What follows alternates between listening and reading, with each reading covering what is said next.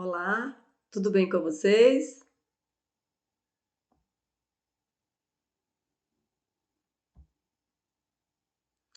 Eu sou a professora Mirislaine, do Colégio Santa Rita. Daremos início à aula 5 de português, destinada aos alunos do 7º ano. Nesta aula, farei a correção de semântica e discurso da gramática e, em seguida, fazemos leituras e interpretação de texto. Exercício gramática, páginas 358 e 359. Pegue o seu caderno, pegue a sua gramática e acompanhe a correção das questões.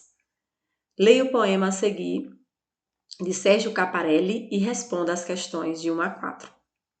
Sou eu mesmo. Eu só queria ser eu mesmo. E assim querendo, ai de mim.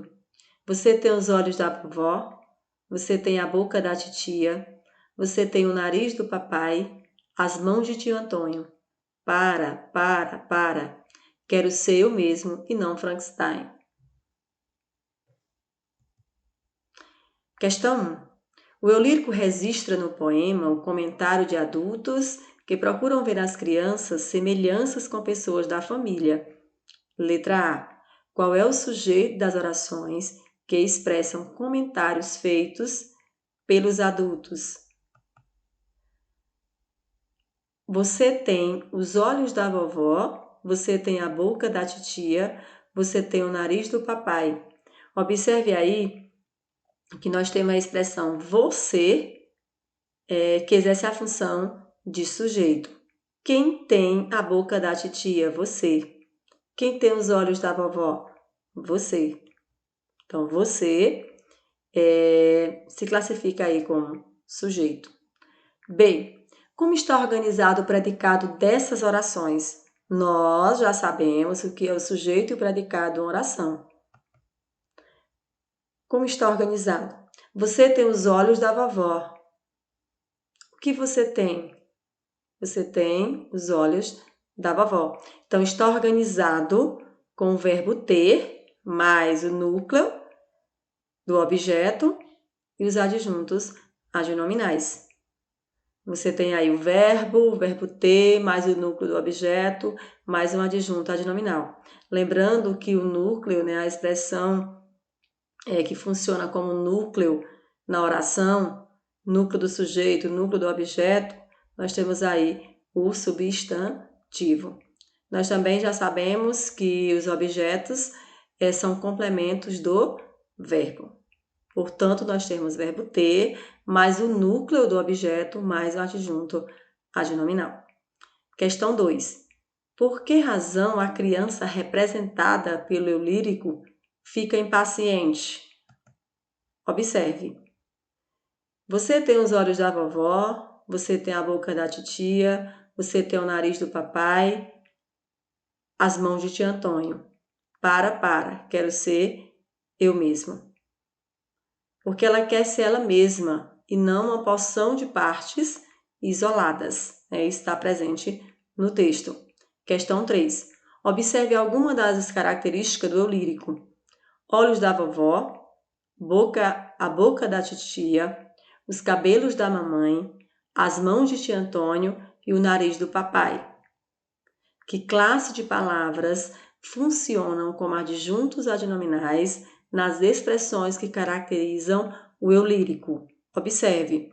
Os olhos da vovó. Retire o núcleo aí. Quem é o núcleo? Olhos. Quem está junto assessorando esse núcleo são os adjuntos adnominais. Artigos e locuções adjetivas. A boca da titia. Boca, núcleo, a e da titia.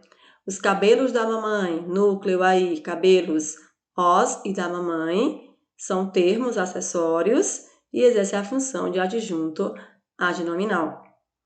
Os cabelos da mamãe, as mãos de tio Antônio e o nariz do papai. Então, artigo e locução adjetiva. Questão 4. Grande parte das locuções adjetivas tem em nossa língua um adjetivo correspondente, embora muitos nos soem estranhos. Relacione as locuções adjetivas empregadas no poema com o adjetivo adequado. Da vovó seria avuncular, paterno, avoengo ou materno? Avoengo. Isso soa estranho, porque raramente ouvimos alguém falar isso, né? Da titia, avuncular, paterno ou materno? Avuncular.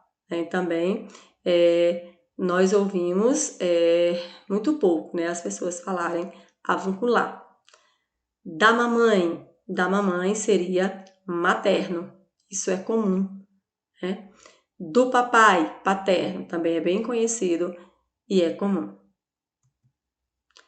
Questão 5. Nas frases a seguir, os adjuntos adnominais são representados por locuções adjetivas. Escreva o adjetivo equivalente a cada locução, lembrando de fazer a concordância adequada entre ele e o substantivo. A. Suspendeu a produção do material de guerra, bélico. O Brasil é um país dos trópicos, tropical. C. Aquele autor especializou-se em literatura para a infância e para a juventude, infanto-juvenil. D. A polícia analisa as impressões de dedo nas maçanetas de dedos digital. Foi muito produtiva a reunião do corpo de professores com o corpo de alunos, de professores, docente, de alunos, discente. Questão 6. Nas frases a seguir, o adjunto adnominal destacado é redundante, pois o termo a que ele se liga já contém seu significado. Explique. A. A viúva do falecido Antônio estava inconsolável. Então, viúva é a mulher cujo esposo faleceu. B. O elo de ligação entre irmãos é sempre muito forte. Elo, no sentido figurado, conotativo, significa ligação. C. A produção de petróleo é monopólio exclusivo da Petrobras. Monopólio é o controle exclusivo, de uma atividade por uma determinada empresa. D. O senador foi cassado, pois sonegou o erário público. Erários são recursos financeiros do poder público. Nessa primeira parte da aula, foi feita a correção de semântica e discurso da gramática. A partir desse momento da aula, nós faremos leituras e interpretações dos textos. Acompanhe a leitura dos textos para que você possa ter um rendimento na aula. Leitura e interpretação de texto. Leia o texto a seguir e responda às questões propostas. O cachorro. Avenida larga e movimentada, 2 pistas, um canteiro no meio, muitos quilômetros. Eu ia em uma mão, o trânsito fluindo lento, mas andando do outro lado.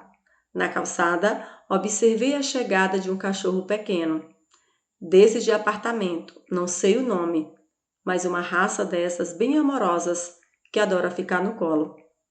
Ele apontou na esquina, olhou para um lado e para o outro e parecia ansioso em tomar uma decisão.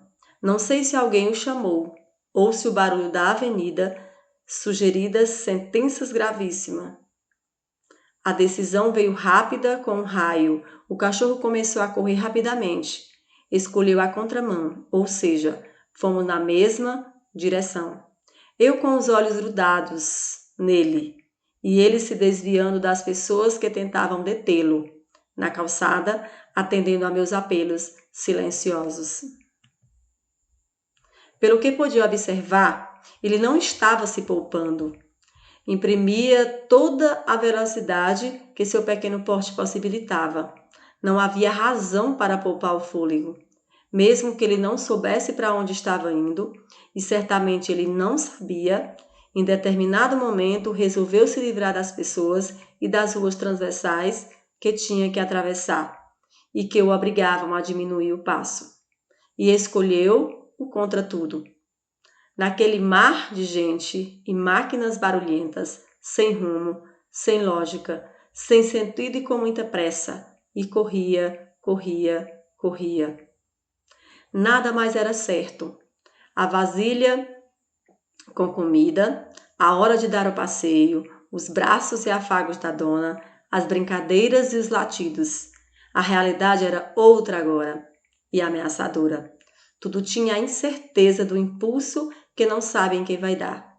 A vontade sem o ponto, o medo e o desespero. Esse texto é uma crônica, revela fatos, corriqueiros do dia a dia.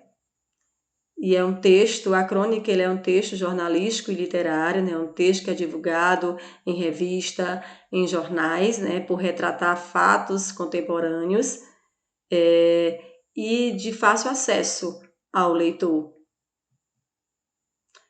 Questão 7. De acordo com o texto, o cachorro demonstrava estar cansado. Nós observamos que não, Ele não havia razão para poupar o fôlego, mesmo que ele não soubesse onde estava indo, e certamente ele não sabia. Em determinado momento resolveu se livrar das pessoas e das ruas transversais, que tinha que atravessar e o que obrigava a diminuir o passo. E escolheu, contra tudo, naquele mar de gente e máquinas barulhentas, sem rumo, sem lógica, sem sentido e com muita pressa. E corria, corria, corria. B. Poupava-se de correr rapidamente, nós vimos que não, Que ele estava sempre correndo muito. C. Desviava das pessoas que tentavam detê-lo. Isso está no texto. Imprimia toda a velocidade que seu pequeno porte possibilitava, não havia razão para poupar o fôlego, mesmo que ele não soubesse para onde estava indo. E certamente ele não sabia. Em determinado momento, resolveu se livrar das pessoas e das ruas transversais. Letra C. Desviava das pessoas que tentavam detê-lo. Correto, Letra D. Não atendeu aos apelos silenciosos do narrador. Errado. Escolheu a direção contrária em que o narrador estava. Errado. Questão 8. Segundo o texto, a decisão tomada pelo cachorro foi a de, letra A, escolheu o asfalto, livrando-se das pessoas e das ruas transversais. Isso nós observamos no texto, Ele não media esforços para se livrar. Então, alternativa correta. Letra A. Questão 9.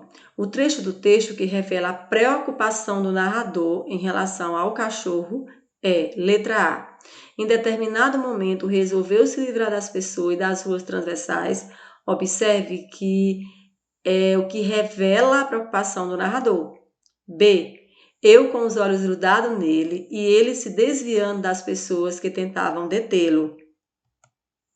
Observe. A parte do texto. Eu com os olhos grudados nele e ele se desviando das pessoas que tentavam detê-lo na calçada, atendendo a meus apelos silenciosos. Alternativa B é a correta. Questão 10. Assinale a alternativa em que há palavras empregadas no sentido figurado, ou seja, conotativo. Letra A. E certamente ele não sabia. Não é essa questão, Essa questão está no sentido denotativo, real da palavra. B. O cachorro começou a correr. Também não está em sentido figurado, imaginado, sonhado. C. 2 pistas, um canteiro no meio, muitos quilômetros. Também essa alternativa ela está de acordo aí com o sentido denotativo e não conotativo. D. Observei a chegada de um cachorro pequeno. Também está usado aí a palavra no seu sentido real. Contra tudo naquele mar de gente e máquinas barulhentas. Então, aí nós temos, o sentido empregado figurado. Contra tudo naquele mar de gente. Então, alternativa correta, letra E.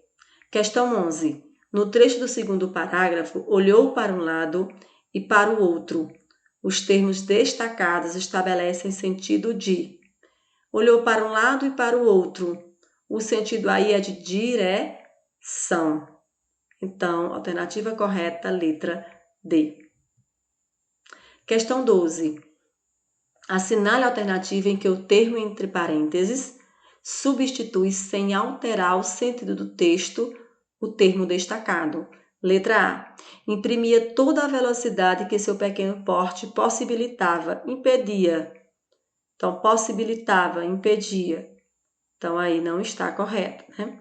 B. Eu ia em uma mão, o trânsito fluindo lento, mas andando, desfazendo. Também não tem aí o mesmo sentido, fluindo, desfazendo. C. Não havia razão para poupar o fôlego, esbanjar. Também não tem aí o mesmo sentido. D. E ele se desviando das pessoas que tentavam detê-lo, soltá-lo. Detê-lo seria prendê-lo, né? Então, soltá-lo aí não está no mesmo sentido. Ele apontou na esquina, olhou para um lado e para o outro, apontou, apareceu. Então, alternativa correta, apontou e apareceu. Essas palavras possuem o mesmo sentido. Questão 12, leia a tirinha. E este foi o panorama das notícias do mundo. Pensei que era o mundo que eu estava reclamando. O ponto de interrogação que aparece no segundo quadrinho foi usado para indicar que Mafalda está. Observe, né? Mafalda está curiosa sobre a origem do grito. Correto. E este foi o panorama das notícias do mundo. Ela está aí pensativa, né? Curiosa, querendo saber realmente o que está acontecendo. Então, alternativa correta, letra A. Analise a tira a seguir. Está vendo? É só pôr a sementinha, cobrir, regar um pouquinho. E daqui a alguns dias vamos ter uma planta linda. Você tinha que contar o final. Questão 13. No último quadrinho, o uso das letras maiúsculas e do uso da exclamação revelam que Mafalda ficou triste. Não, né? Mafalda não está triste. Mafalda está indignada. Quando ela coloca aí, você tinha que contar o final, então ela fica indignada. Letra D. Questão 14. A finalidade da tirinha acima é promover uma reflexão, gerar dúvida no leitor, mostrar como se planta uma árvore, ou letra D, causar humor. Você percebe aí que o objetivo da tirinha é causar humor no leitor.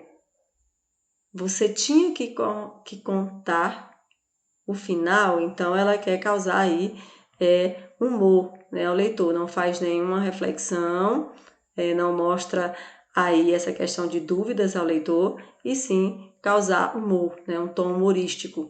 Então, alternativa correta, letra D. Esse pensamento para finalizar a nossa aula. Ler é uma boa forma de aprender novas coisas.